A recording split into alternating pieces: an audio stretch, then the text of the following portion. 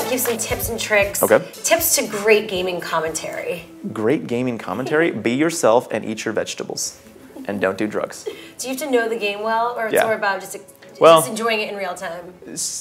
I think initially it helps to be good at a game, because if people don't know who you are as a person, if they just see you sucking at a game, they're gonna be like, all right, not interested. So there is some, like now, I think I could probably just shoot myself in the head over and over again. People are like, all right, it's insightful. Yeah, I got that. Like, they're like, no, I'm just shooting myself in the head. For the most part, I think that it varies. It's like some guys are known for being bad at the game, some are known for being good at the game. You know, I just like to play games that I enjoy.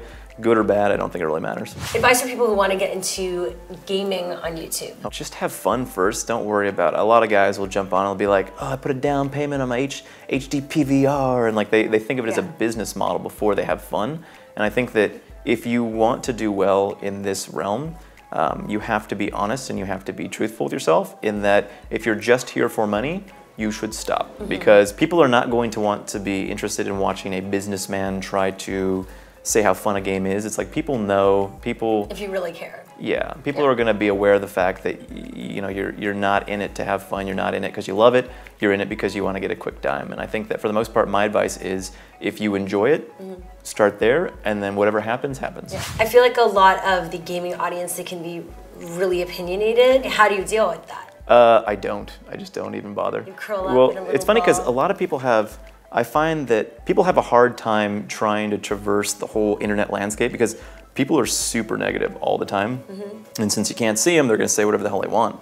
I just don't even I don't like to waste my time reading negative comments, because it's like, why? What's the point? It's just like, I don't want to sit there and just be like, oh, I'm gonna get you, and then like formulate some sort of response. It's like, there's no reason. It's like, I'm there to make content that I think is fun.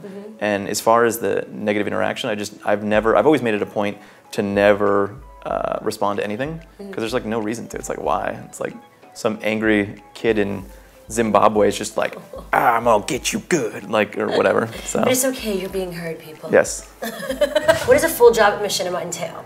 Well, for me personally, it's somewhat of a producing role. Yeah. So what I was doing on my own personal channel, I do here. So we have various channels like Respawn, Realm, Sports, and I would be in charge of producing content for Respawn. And that would be gaming, that would be like first-person shooters, action adventures. So at Machinima, we have like a huge group of people to help us out, produce content, camera guys and editors and producers. It's a huge business, and I think that what separates Machinima from working at home is that you have a network of people that all have a common goal, and that's something that's great. I think it's great to come to the office and be like, I'm not alone.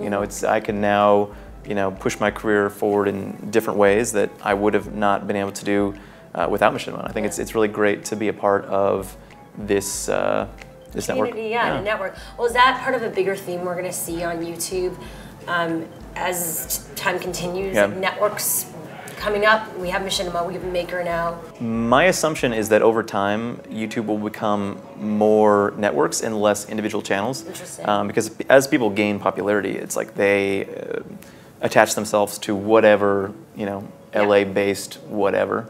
So I think that, YouTube is great because, if you're not, in Hollywood, you can still, produce content that you enjoy. Yeah. But for the most part, I see the evolution, one sector of YouTube is definitely going to be heavily based on that network model, in that you have, the main hub, and then you have all your producers out in the world. And I think it's a great model. I think it's great to have something to adhere to have like, this is my group, this is my network. Makes it more official. Yep. Let's talk about some tricks in terms of producing your videos. Okay. The best way to capture gameplay is with two different devices. There's a Blackmagic, it's like an internal PCI card for PC or Mac, and then there's an HD PVR. Those are the two people usually use, and it's pretty easy. It's like, each of which are like $200 or so.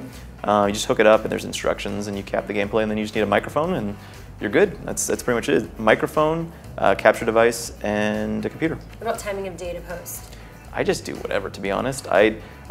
I'm very bad at the insider tips. Like the other day, I didn't even realize if you make a video unlisted and then you make it public, that video, if you've waited, like let's say like a couple hours, won't go to your sub box. So I made 2 videos and I made them unlisted first for whatever reason. And then I made them public and they didn't show up in people's sub boxes. So that sucked. Why? When did they show up in their sub box then? It's not going to. Ever? It's a glitch. It's some weird YouTube glitch. No way. Yeah, it's dumb. Interesting. Thanks, I learned YouTube. so much on part of this project.